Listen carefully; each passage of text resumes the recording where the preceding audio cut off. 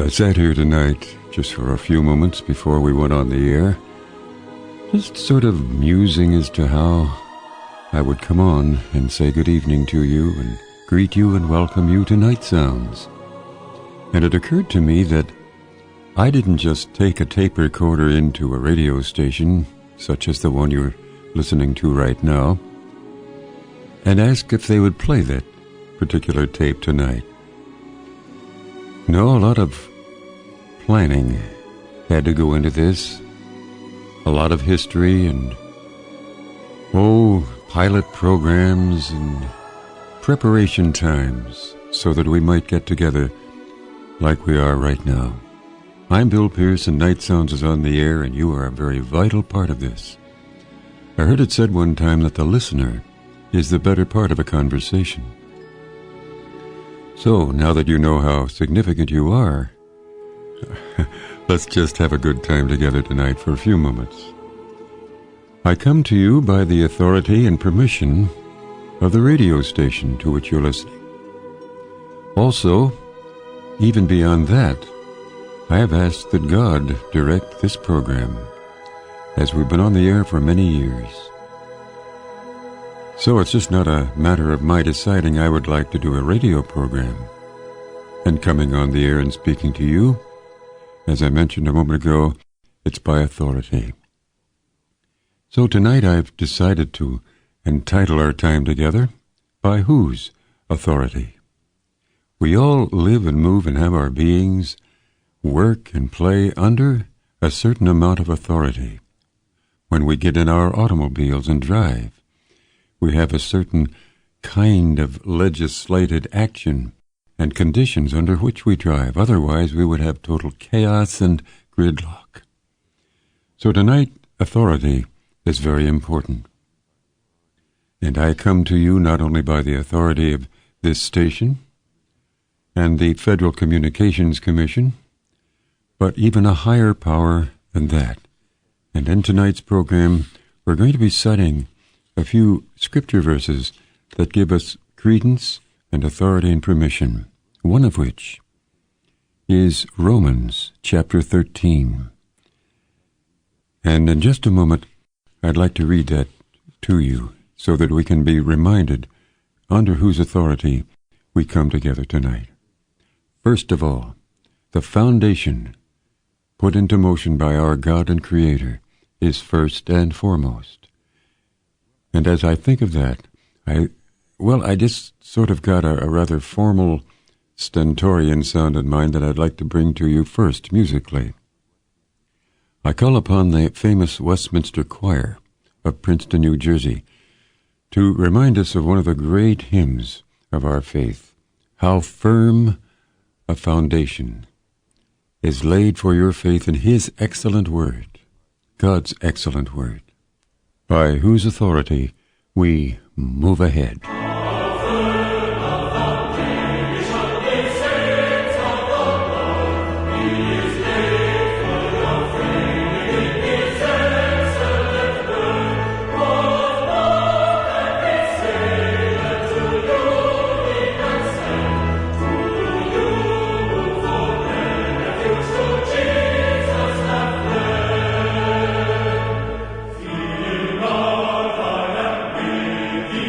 Be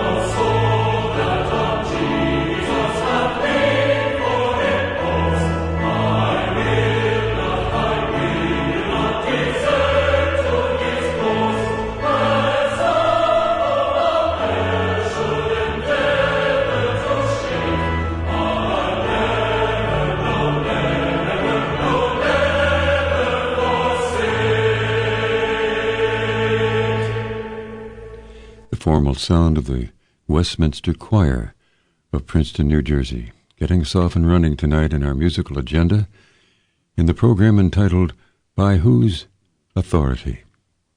Speaking of the reasons why we do what we do, and the fact that each one of us is governed to some extent in what we are allowed to do. In music, there is such a thing as tempo rubato, which means that you can move within a tempo, sort of with freedom, laying back behind the tempo and going ahead of it sometimes, but by the time the song concludes, you've landed pretty much within the field of opportunity. And we do work by laws. Otherwise, again, there would be chaos. As the second law of thermodynamics suggests, without a unifying influence, everything would fall into disunity and come apart.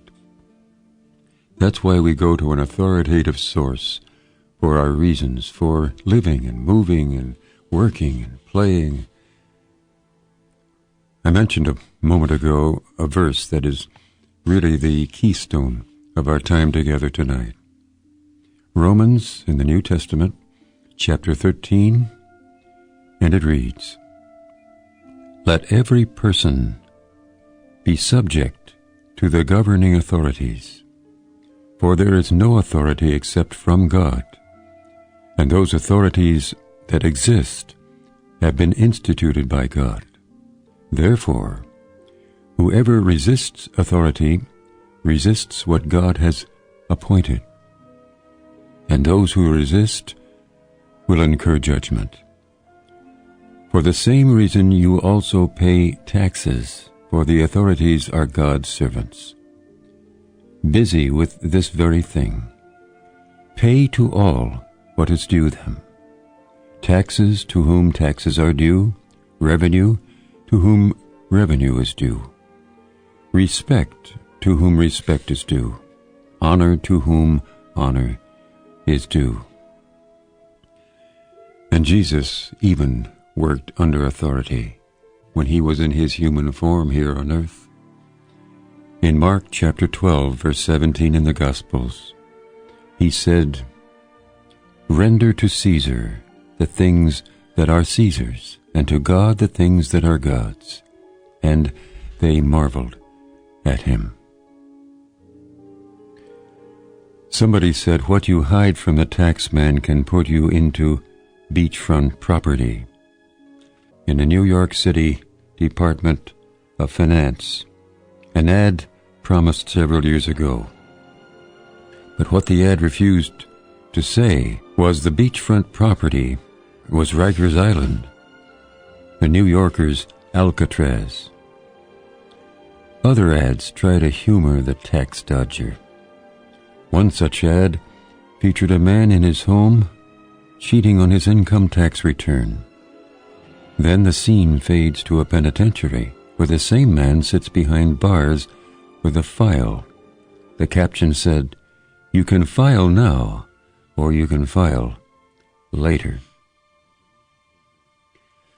And tonight's program, By Whose Authority, reminds us that probably nowhere is our will to submit to authority in government tested more stridently than in the area of taxes. And I'm sure that we've all come by that, either by will or by accident.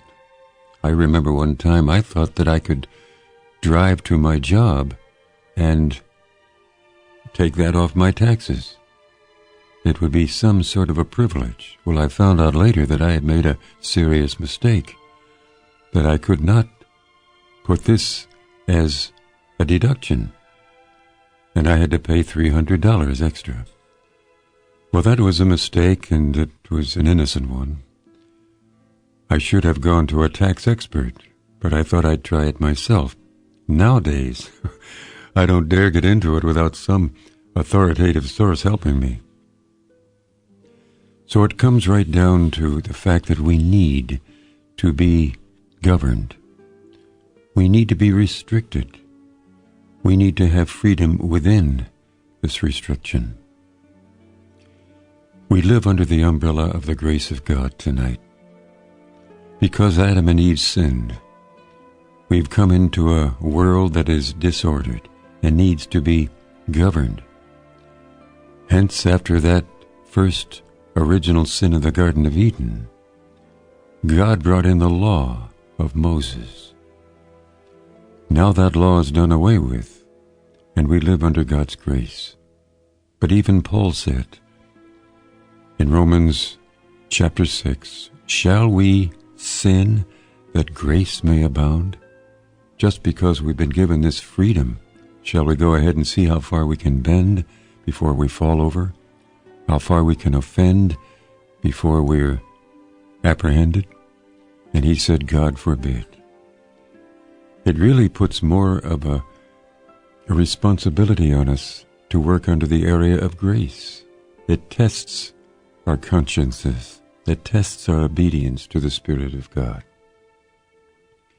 It's a privilege to work and move under His authority, because He's a God of love.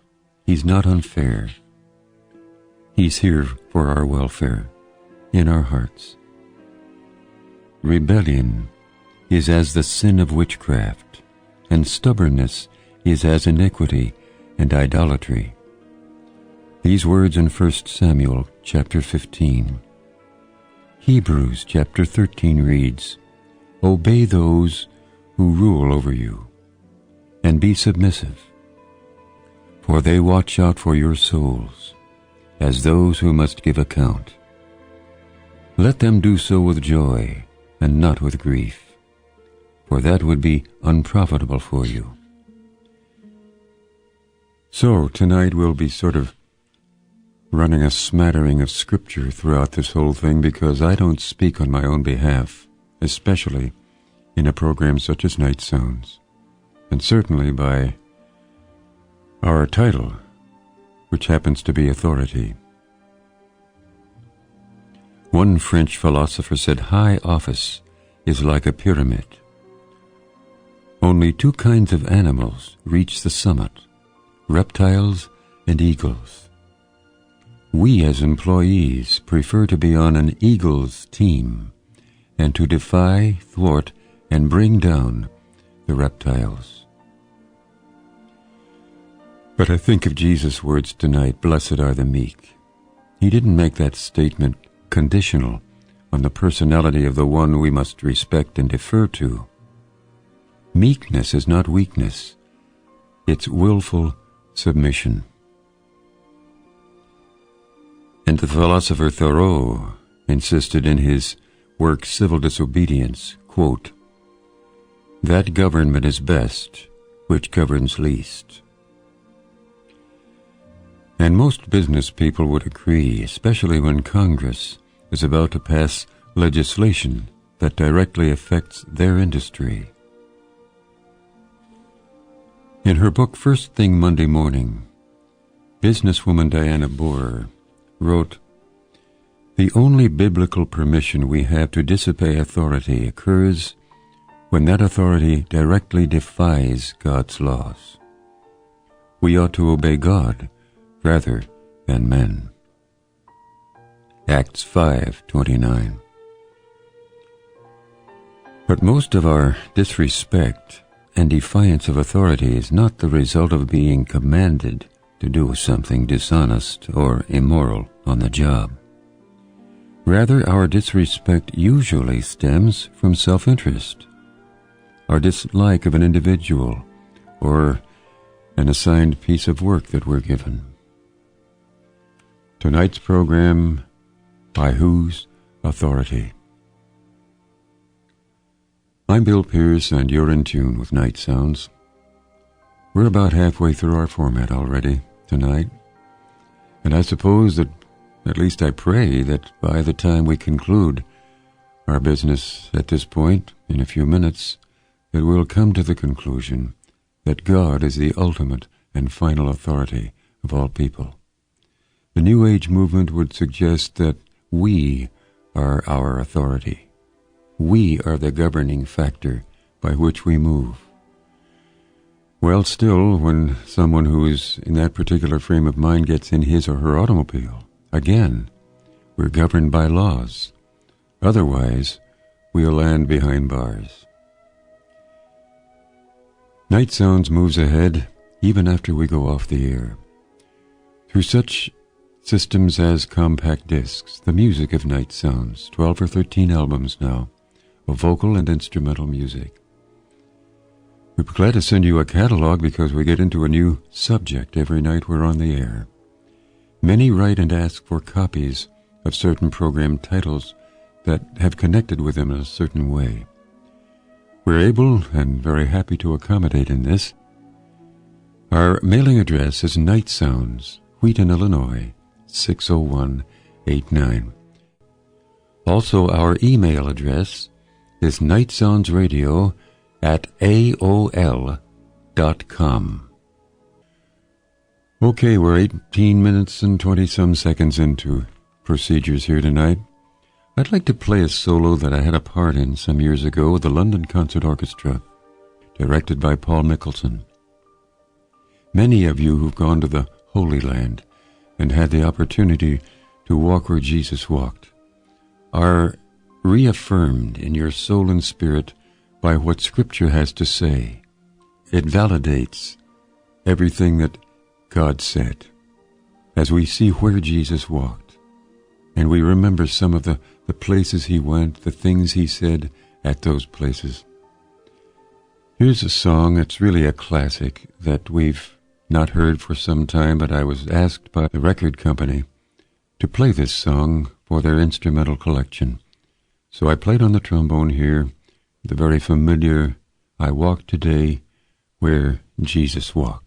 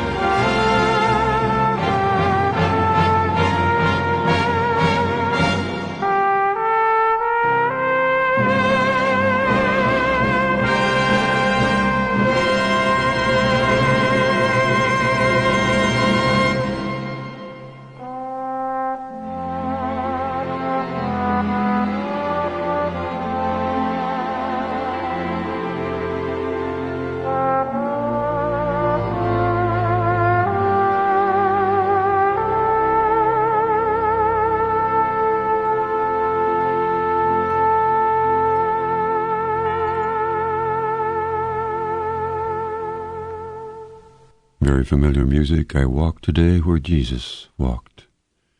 Trombone and London Concert Orchestra, that's actually part of the Nightsounds treasury of recorded music.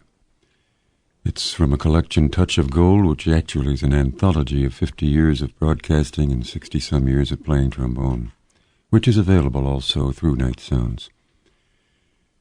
Tonight's program with the title By Whose Authority? God has given each one of us a will. We were born with it. We came into the world, many of us, screaming at the top of our lungs, fists clenched, and it just sort of went that way. And we needed a certain amount of government in our families and early on to teach us that there were boundaries in this world. Our closing music tonight, from a poem, One way leads to diamonds, one way leads to gold, another leads you only to everything you're told. Each heart is a pilgrim, each one wants to know the reason why, where the stories go. Pilgrim, on your journey, you may travel far to find out who you are. And as we're searching tonight, Colossians 3:23 and 24, whatever you do, do it with all your might, as unto the Lord, and not unto men, knowing that of the Lord you shall receive the reward of the inheritance, for you serve the Lord Christ. This is a very ethereal piece of music. Pilgrim, how you journey on the road you choose to find out why the winds die and where the stories go. All days come from one day, that much you must know. You cannot change what's over, but only where you go.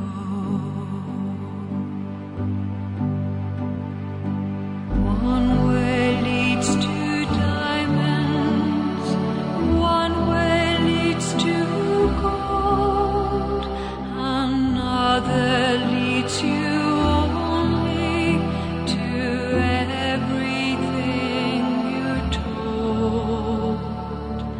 In your heart you wonder which of these is true, the road that leads to nowhere, the road that leads to you. Will you find the answer in all you say and do? Will you find the answer in you?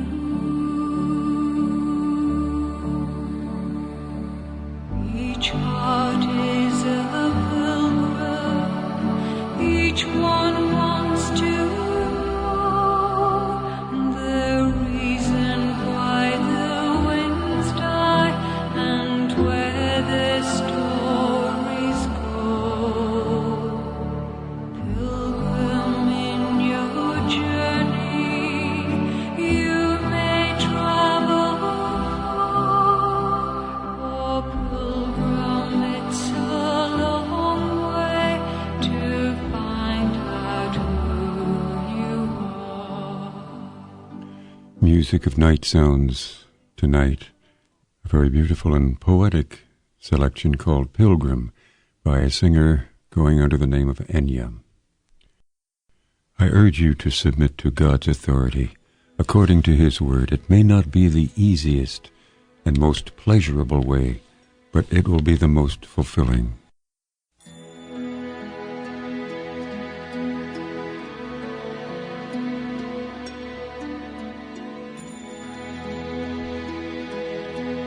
Closing with Deuteronomy chapter 7, verse 9. The Lord your God is the faithful God, who for 1,000 generations keeps His promises and constantly loves those who love him and who obey his commands. I just want to thank you for listening tonight. God bless you. Have a great day tomorrow. And until we meet again, a pleasant good night to you.